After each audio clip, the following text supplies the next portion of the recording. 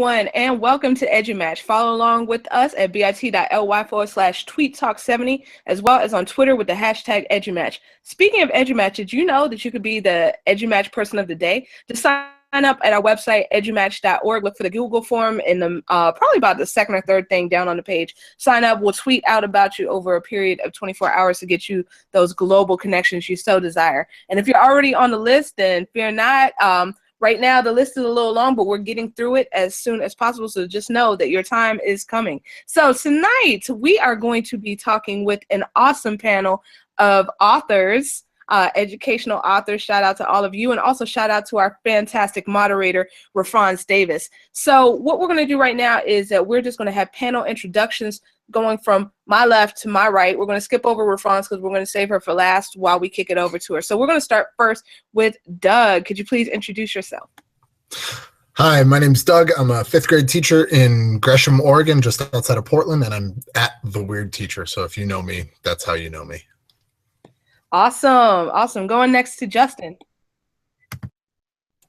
Hello, my name is Justin Schleider. I'm a physical education, health teacher, and technology integrationist in New Jersey at a preschool through sixth grade school, little tiny one school district. It is fantastic. I get to wear many, many hats. So if you know me, that's where you know me from. All right, and hats are a great thing. I know that we all wear so many of them, so great. All right, Leslie. Hi, I am Leslie Fagan.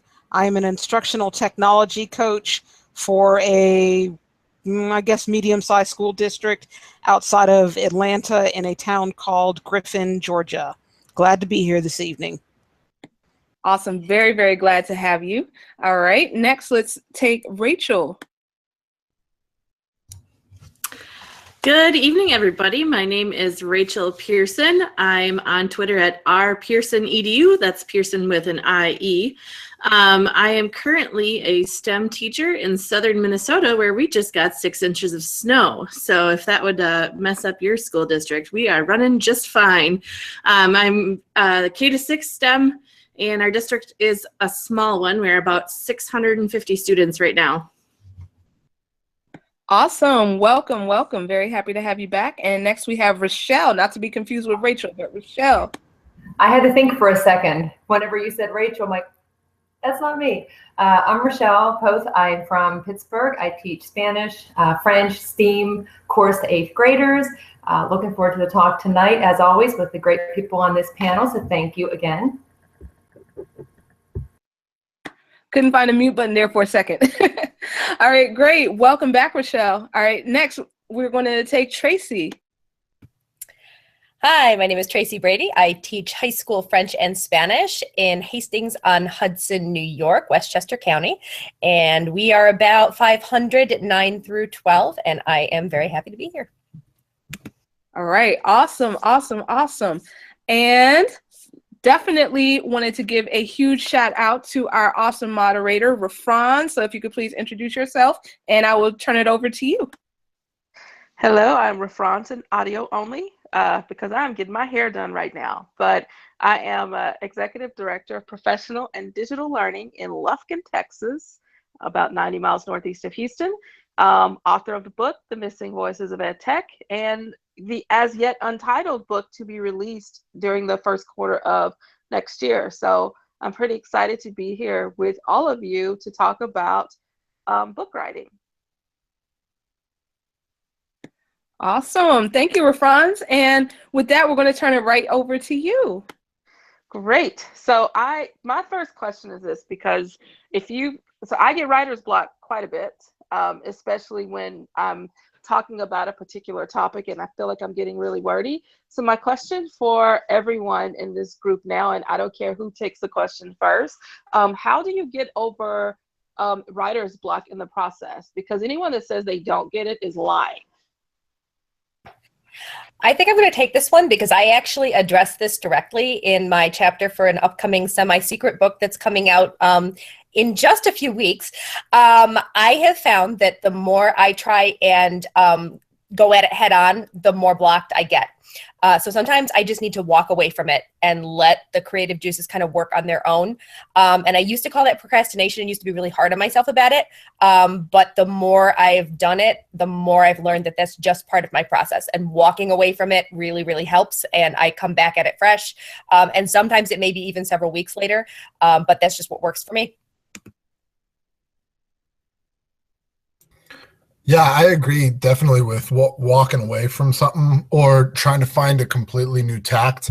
No, but normally when I'm blocked, I just I start making words, and because I believe that it's just the first draft, so it's allowed to suck. It's okay. So I just kind of write and write and write and write, and eventually something good and worth putting out will come out, and it takes a little bit longer when there's a block, but I find my way to what I want to say through it. So I fight through it normally. Did you say you make up words, Doug?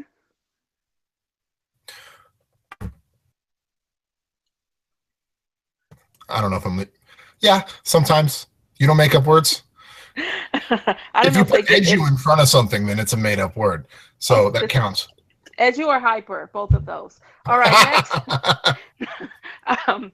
So my next question is sort of like a burning thought also is, some of us write pretty provocatively about our actual thoughts on education, but a lot of what actually happens in our school districts do not come across in our writing because you just can't do that sometimes. So how do you decide what gets written and what doesn't get written? In other words, how do you keep the truth in the writing without disrupting what you do and where you work?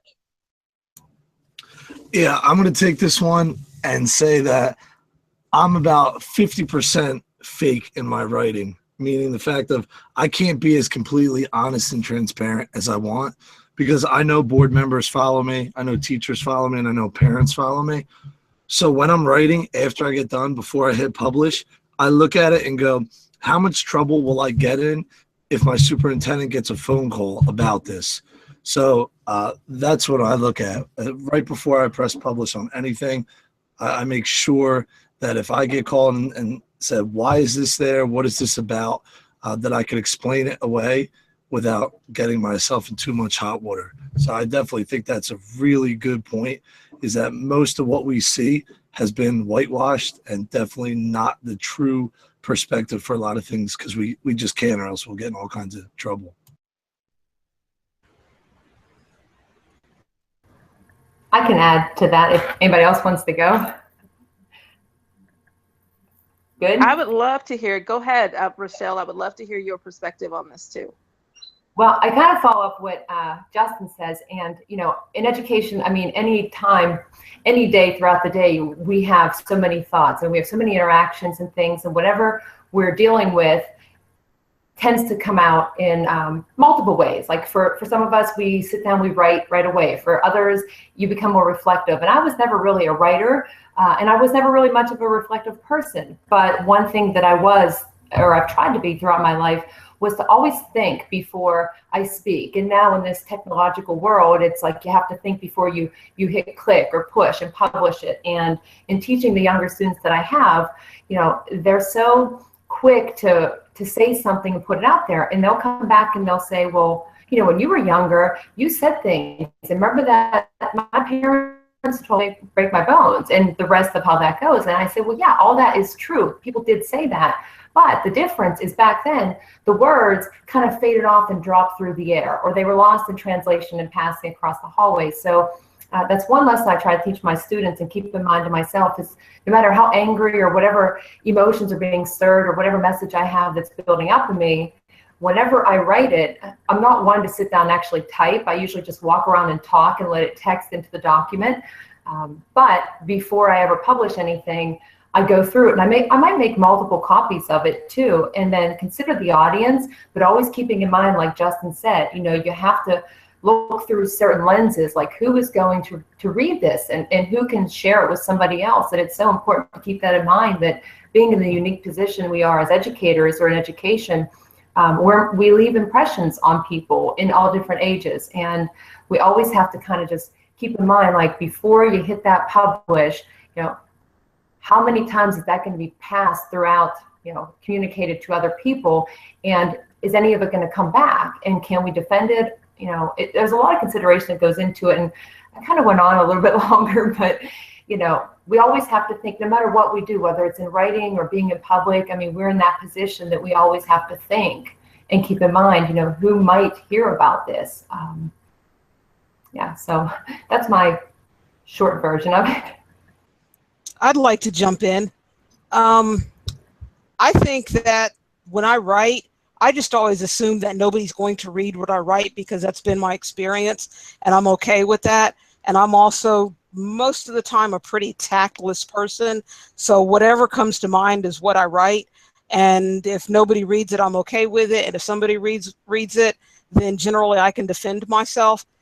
But if I write something that's too serious, well, actually, all the time when I write, I try to inject a little humor in it. So to take the sting out of what I say, because there's a lot of sarcasm that goes with being Leslie, and that does come across in my writing, and it comes across if you've ever spoken to me in person.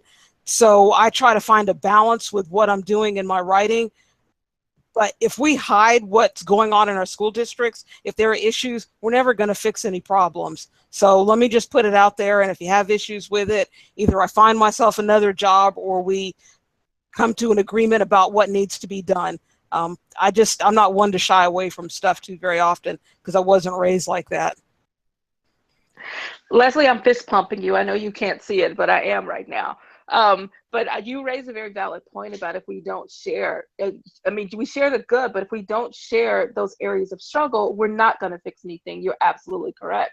So how did all of you make the decision as to not just what you want to write about, whether it be a blog or however you're writing collaboratively, but to make that transition to a book where we're fighting in a system where most teachers will still say that what they do isn't of value or isn't worth sharing?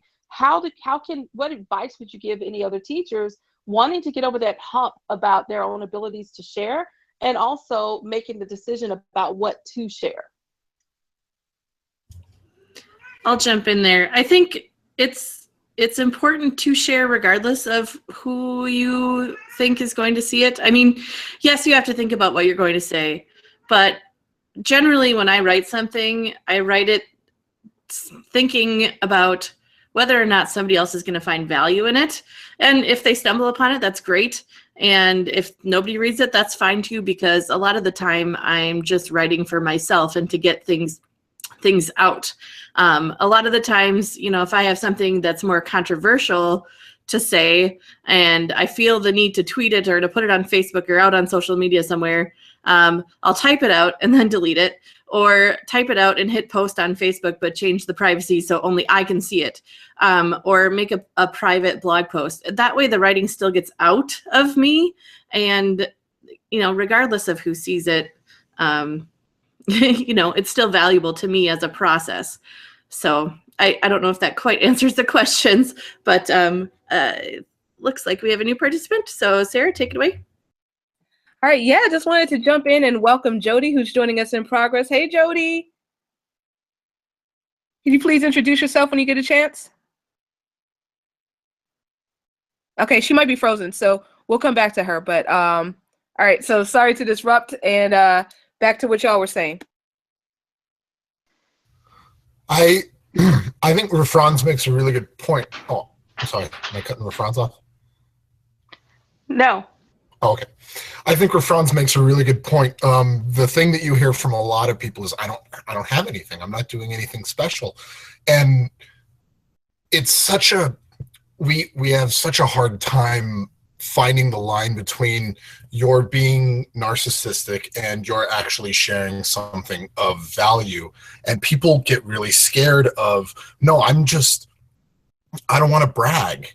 And it's like, the only way we're going to learn from each other is if you brag on yourself a little bit, if you talk about the stuff that you think you're doing good.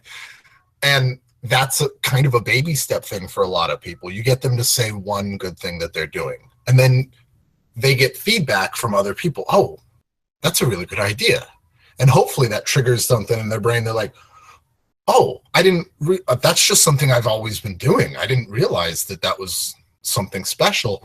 And so those kind of things kind of feed into each other. And then For a book, at least, the book, when I wrote a book, the first book was kind of like what a lot of people have said. I didn't expect anybody to read it, and I didn't write it to make money or any of that kind of stuff. I wrote it because I had a student teacher, and turns out that the things I'm doing in my classroom are not crazy and only work for me. They worked for her, and they worked for my other student teacher. So these things must have value. So I'm going to write a book and I'm going to put it out there. And if nobody reads it, that's totally okay. But taking that risk and then getting the feedback of, oh, I do this too, and that works for me. And it's the best way to grow the profession is from the inside, from each other, and getting over that hump of being too scared or too modest to share is a challenge, but it's super important. Hey, Doug, so you are the weird teacher. And I think that what I love about you as the weird teacher is that you are basically this character on the front of your book. You're the weird teacher on Twitter. You have the weird ed chat. You're even more weirder on Instagram, but I love it because your kids are there. So my question, I guess, for you to start is how important is branding to all of this? Because you can say, well, I'm just putting it out there and I'm just thinking no one is going to read it. But you know what? You don't create the weird teacher across all platforms and think no one is going to put two and two together and read it. So what advice would you give to those who are writing to grow their audience or to get someone to want to buy their book or material? That's a really good point. And now I'm branded. I swear that was an accident. The weird teacher thing's not a thing I came up with. Two kindergartners, I was walking down the hall, said, he's the weird teacher. And I loved it. So I stole it from them because what are they going to do? They're kindergartners. And then I figured as long as I'm writing under the weird teacher and doing the weird teacher stuff, I might as well make that consistent across everything. Because you're right. I do want people to read the book. I want people to find my stuff, and I want it to be really easy for that to happen. So it's not so much it's not because I'm trying to create some kind of cottage industry as it is this is trying to come up with a good way to say it. I want it to be easy to figure out who I am. And the weird teacher thing it's such a big umbrella that you can kind of fit anything into that. So that's why I'm going with that. And yeah, just I'm the weird teacher on YouTube. I'm the weird teacher on Twitter. I'm the weird teacher on Instagram. I'm the weird teacher on Snapchat. So I'm really easy to find. All right, that is super cool. Just wanted to jump in one more time. I think that we have Jody back with us. So Jody, if you could please introduce yourself and then give your take on that question that Rafranz asked Doug. I don't think we don't have audio on you.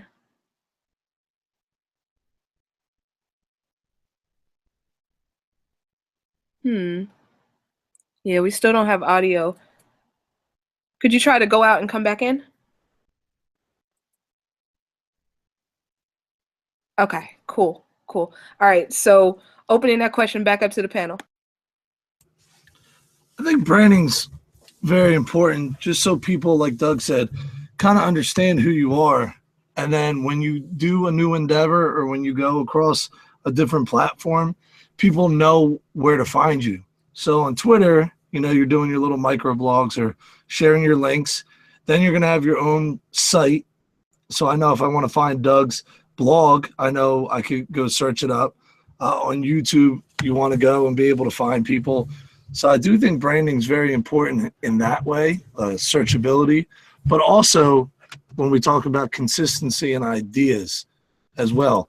I'm a big fan of whatever I do on Twitter, then I could expand on that in my blogs. And I think that a lot of people appreciate that platform, whether it's video blogging or blogging with words, whatever it is, of taking what you're doing on one forum and then expanding it on another one. And even Facebook has sort of become a lot of education for me recently as well, which I used to just be anti, just because I thought it was for sharing food pictures. All right, so the branding question I knew was kind of a tough one. I myself, when I released my book, am the worst with selling it and promoting it. It's just never been my thing. It's the most uncomfortable thing to do. But there was another issue that kind of came from that I didn't expect, and that's the fallout from back home. So when you're writing and you're putting yourself out there, you can't, if you are in a situation in your own school where there isn't some pushback in some corner somewhere, you are in a great situation.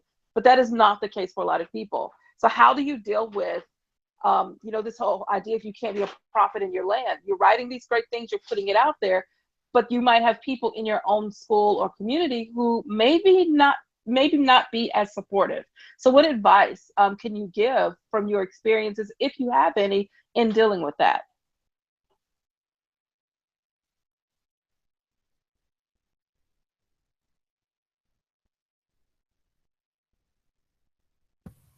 I don't want to bogart the chat. Nobody was talking, so I'm going to jump in.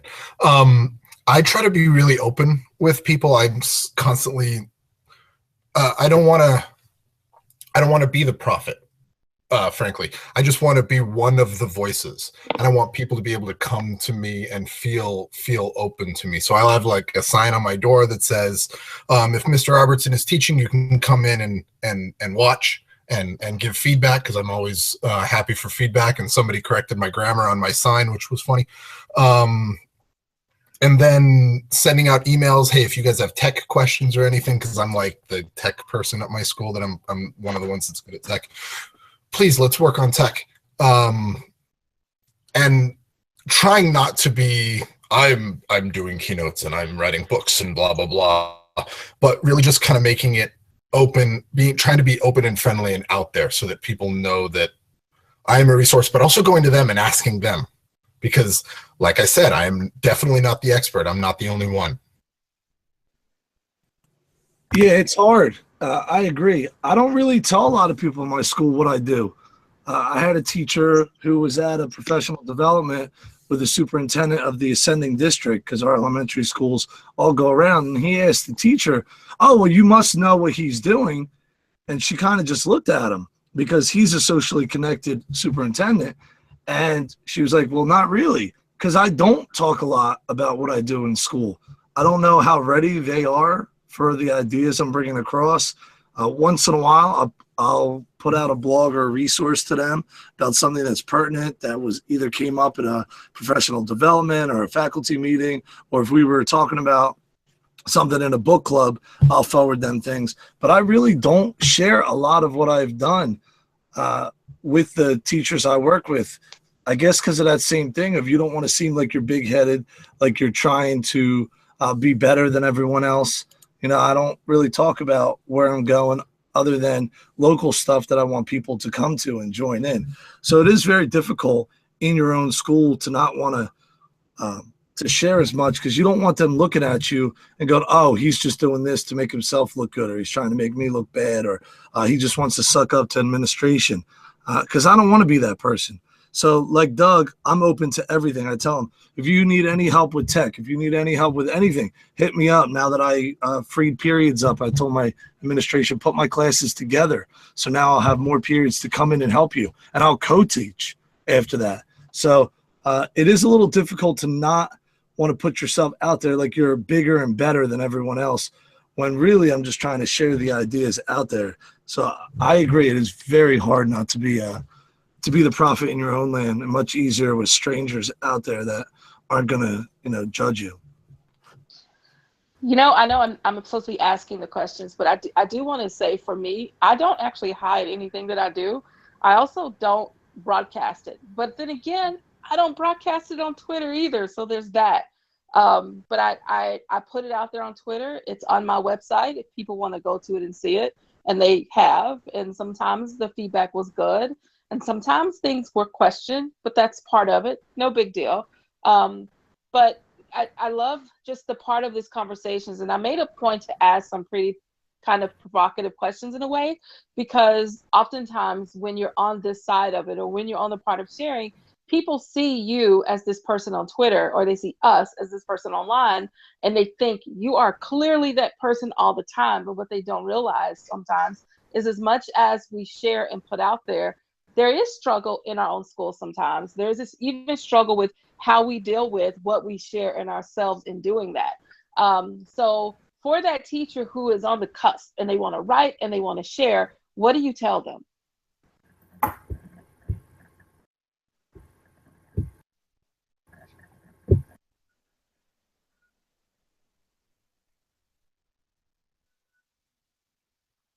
Tracy, Rochelle, Yeah. Rachel, anybody? Can you hear me now? It's Rochelle. All right, I got thumbs up. Yeah, you say, what do you tell some teacher?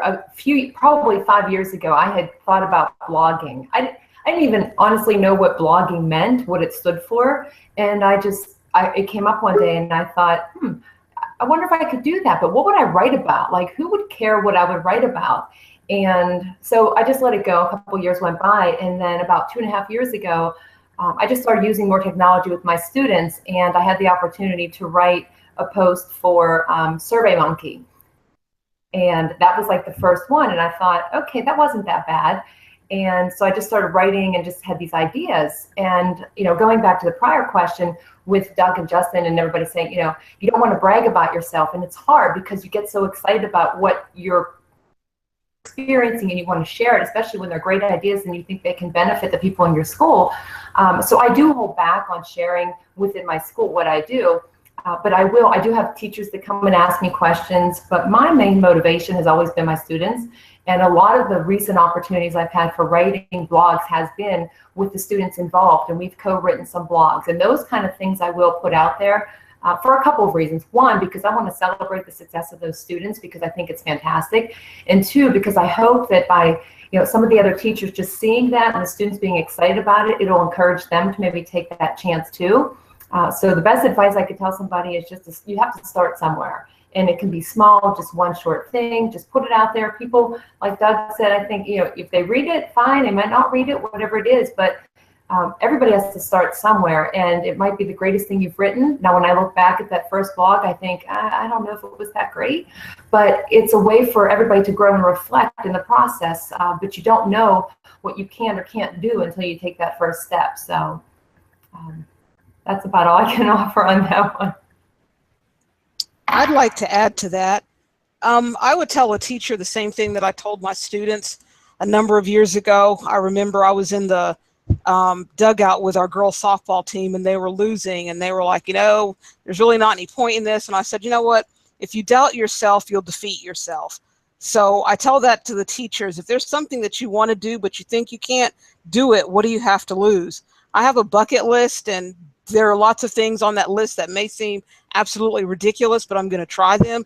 So if there's something that a teacher wants to do, if they want to write a blog, if they want to, get a YouTube channel, whatever it is they want to do, try it, because if you don't try it, you don't know what you're going to do, and you've got a lot to learn when you fail at something. There are a lot of things that I'm good at, and there are even more things that I'm not good at, but I know that I'm not good at it because I've tried it. So my words, if you doubt yourself, you'll defeat yourself. Follow your dream, follow your heart, do whatever it is you want to do, and to heck with the consequences. It'll all be okay in the end. It is a great way to reflect. I mean, I didn't do a lot of reflecting before other than some conversations. So once you start writing, it does make you bring your thoughts together, try to figure out why you're doing things. You're going to look at it how other people might view what you're doing. So it is going to step your pedagogy up a little bit, because to be honest, I don't want to put something out there in the world that is going to be garbage or people are going to rip apart. So when I look at it, I want to look at it and say, is it best practices? Am I doing what's best for the kids? How has this changed over the course of the years? And those are all time reflecting on what I've been doing. So before I blogged, I never did that. There wasn't a lot of reflection going on. And when you don't reflect, you're really not going to get better in your practices.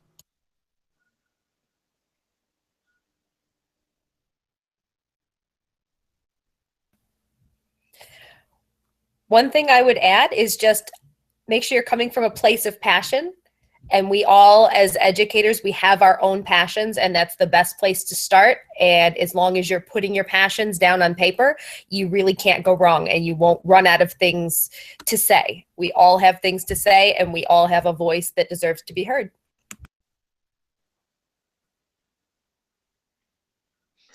Well, I have truly am thankful for you guys having me on tonight to kind of moderate and talk about this. I know that I feel deeply inspired, and I really do hope that some other teacher who may be watching this feels not just inspired but compelled to share their story too, because all of them are important, whether they're good, whether they're a struggle, whether it's just not even just an idea that can possibly impact a classroom. Like, I'm really excited to be having this conversation with all of you. Awesome, Franz. Thank you so very much for moderating this fantastic discussion. Thank you to everyone who is on panel. Thank you to everyone who is tweeting with us, everyone who's watching. Major announcement that the spoiler alerts coming up right now, so drum roll. There are quite a few people on this panel who have been involved in the EduMatch very first collaborative book, which is coming out at the end of the month, Snapshot in Education. So just raise your hand if you've written a chapter. All right, cool. So you can check that out. It's coming up at the end of the month. So the exact date TBA. Rafran's hair looks amazing, by the way. So the exact date TBA, and we will have a launch party. All of you are invited, as well as anyone who is watching us right now. So more info will be coming on that. So the Twitter chat will be transcribed within the next few minutes, and the audio from this will be stripped and put on iTunes in the next few weeks. So come back next week. We're going to be talking mentorship, so you can sign up if you want to be part of that discussion.